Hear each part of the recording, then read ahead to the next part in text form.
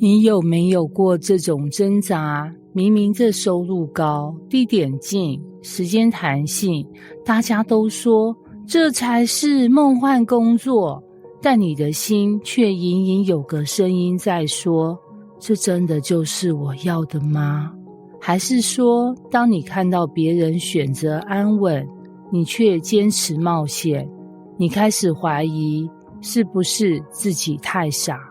有时候选择安逸不一定错，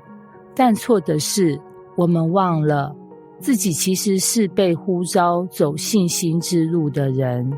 民数记32章1到15节，以色列人快要进入应许之地了，就在这关键时刻，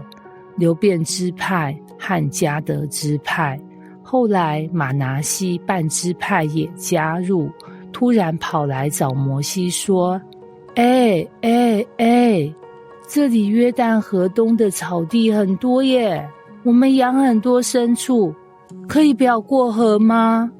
摩西听了气炸了，觉得他们想要退缩，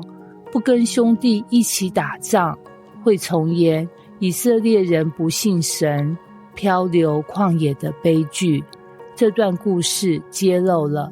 人往往在快要得应许的时候，却选择了停在比较舒服的地方。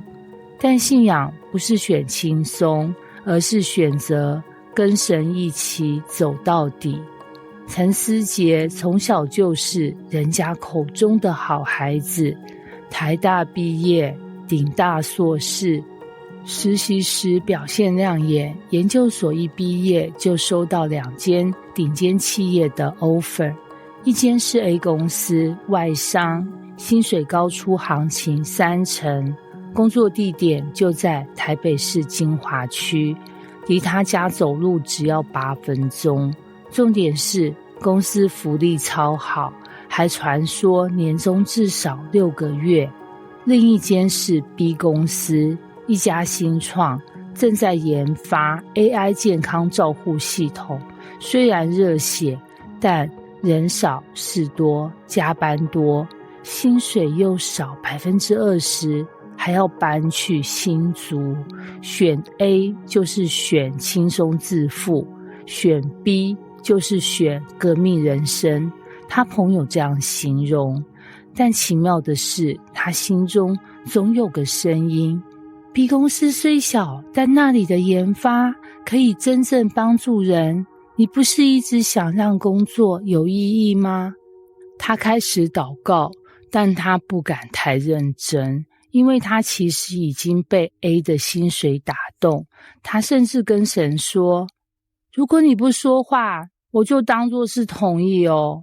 终于到了回复的最后期限，那天早上，他走进咖啡店，看见一个在隔壁桌的男生穿着 B 公司的 T 恤，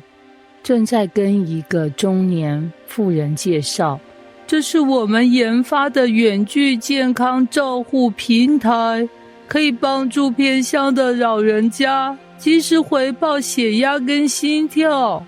妇人眼眶红红地说，我妈就是住在山上，如果早点有这个，我弟可能不会那么早。思杰听见这段话，突然一阵鼻酸，他脑中那句话又浮现，你不是一直想让工作有意义吗？他深吸一口气，拿出手机，点了 B 公司接受录取。3个月后，他果然忙得焦头烂额，连周末都要上线 debug。但每当他看见一位又一位偏乡老人透过他们的系统安心生活，他就知道他没有选择草比较多的地，而是选择了神要他去站的位置。流便人和迦得人不是坏人，他们只是太早满足，看到河东之地草多，就决定定居。但他们忘了神的应许在河西，神不是反对我们过好日子，但他更在意我们是否走完他呼召我们走的路。有时候我们的选择看似聪明稳当，却其实是把自己从信心的道路上调职到自保模式。当我们说这里就好时，神可能会问，那你答应跟我走的路呢？